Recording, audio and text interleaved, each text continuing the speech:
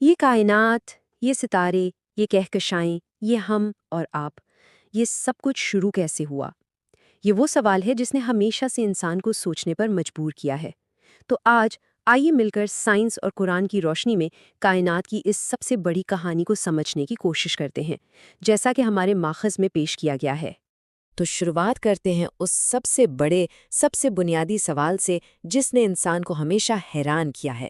آخر یہ سب کچھ آیا کہاں سے؟ ذرا سوچئے، صدیوں تک بڑے بڑے فلسفی، ذہین سائنسدان سب اسی ایک سوال میں الجھے رہے کہ آخر یہ سب آیا کہاں سے؟ اس کا جواب کسی کے پاس نہیں تھا۔ لیکن پھر 20ویں صدی میں اس راز سے پردہ اٹھنا شروع ہوا۔ اور پھر کہانی میں ایک بہت بڑا موڑ آیا، آئنسٹائن کی مشہور مساوات E=mc² کی شکل میں۔ اس نے بتایا کہ مادہ یعنی میٹر اور توانائی یعنی انرجی الگ الگ چیزیں نہیں ہیں، یہ تو ایک ہی سکے کے دو رخ ہیں۔ جیسے پانی اور برف ہیں تو دونوں H2O ہی نا، بس شکلیں الگ ہیں۔ اس ایک چھوٹی سی مساوات نے کائنات کو دیکھنے کا ہمارا پورا انداز ہی بدل کر رکھ دیا۔ تو آئنسٹائن نے تو ایک پہیلی حل کر دی، لیکن اصل راز سے پردہ اٹھنا ابھی باقی تھا، اور اس کے لیے ہمیں چلنا ہوگا 20ویں صدی کی کچھ حیرت انگیز دریافتوں کی طرف۔ یہاں انٹری ہوتی ہے ایڈوین ہبل کی۔ اپنی بڑی سی ٹیلیسکوپ سے آسمان کو غورتے ہوئے ہبل نے ایک ایسی چیز نوٹ کی جس نے سب کچھ بدل دیا۔ اس نے دیکھا کہ دور، بہت دور جو گیلیکسیاں ہیں ان سے آنے والی روشنی لال رنگ کی طرف کھسک رہی تھی۔ اچھا، یہ ریڈ شفٹ کیا چیز ہے؟ بہت آسان ہے۔ کبھی سڑک پر کھڑے ہو کے ایمبولینس کی آواز سنی ہے؟ جب وہ آپ کی طرف آتی ہے آواز کی پچ اونچی ہوتی ہے، اور جیسے ہی گزر کر دور جانے لگتی ہے آواز کی پچ نیچی ہو جاتی ہے نا؟ اسی کو ڈاپلر ایفیکٹ کہتے ہیں۔ بس روشنی بھی بالکل ایسے ہی کام کرتی ہے۔ جب کوئی کہکشاں ہم سے دور بھاگ رہی ہو تو اس کی روشنی کی لہریں کھنچ جاتی ہیں اور وہ ہمیں لال نظر آنے لگتی ہے۔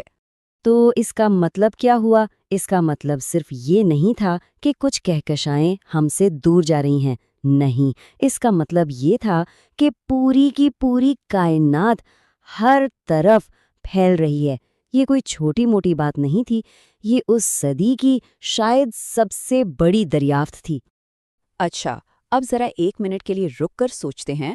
اگر آج کائنات پھیل رہی ہے تو اس کا مطلب ہے کہ اگر ہم وقت کی فلم کو ریوائنڈ کریں تو ماضی میں کیا ہو رہا ہوگا؟ بالکل، ہر چیز ایک دوسرے کے قریب اور قریب اور قریب آتی جائے گی۔ اسٹیون ہاکنگ جیسے سائنسدانوں نے یہی سوچا کہ اگر ہم وقت میں بالکل پیچھے چلے جائیں تو سب کچھ، ہر ایک گیلیکسی، ہر ستارہ ایک ہی نقطے میں سما جائے گا۔ اس ایک نقطے کو سائنسدان کہتے ہیں سنگولیرٹی، ایک ایسا ناقابل تصور مقام جہاں کائنات کا سارا مادہ، ساری توانائی، یہاں تک کہ وقت اور خلا بھی ایک سوئی کی نوک سے بھی چھوٹی جگہ پر جمع تھے، اور جہاں فزکس کے وہ سارے قوانین جو ہم جانتے ہیں جواب دے جاتے ہیں۔ اور یہاں بات بہت دلچسپ ہو جاتی ہے۔ ہمارے ماخذ کے مطابق 1400 سال پہلے قرآن میں ایک ایسی ہی بات کا ذکر ملتا ہے۔ آیت میں ایک عربی لفظ استعمال ہوا ہے، رتقن۔ اس کا مطلب ہے ایک ایسی چیز جو مکمل طور پر جڑی ہوئی ہو، ایک بند اکائی۔ تو ذرا اس موازنے کو دیکھیں۔ ایک طرف سائنس جسے سنگولیرٹی کہتی ہے، ایک اکٹھا نقطہ، دوسری طرف قرآن کا لفظ رتق یعنی جڑی ہوئی اکائی، اور پھر سائنس جسے بگ بینگ کہتی ہے، وہ عظیم پھیلاؤ۔ اس کے لیے قرآن میں لفظ ہے فتق، یعنی ہم نے اسے پھاڑ کر الگ کر دیا۔ یہ مماثلت واقعی سوچنے پر مجبور کرتی ہے۔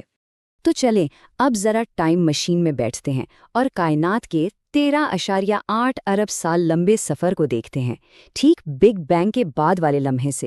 دھماکے کے فوراً بعد پلک جھپکنے سے بھی کم وقت میں کائنات ناقابل یقین تیزی سے پھیلی۔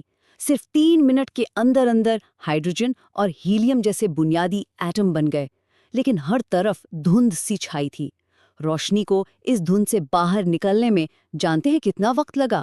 تقریباً 3,80,000 سال۔ اور اس پہلی روشنی کی ہلکی سی گونج آج بھی پوری کائنات میں موجود ہے۔ لیکن ایک مسئلہ تھا، روشنی تو آزاد ہو گئی، پر روشنی کا کوئی سورس نہیں تھا، کوئی بلب، کوئی ستارہ، کچھ بھی نہیں۔ تو کائنات میں گھپ اندھیرا چھایا رہا کروڑوں سال تک۔ बस गरम गाड़ी गैस के बादल थे और मुकम्मल खामोशी, मुकम्मल तारीकी। और फिर से माखज़ हमें कुरान की एक और आयत की तरफ ले जाता है।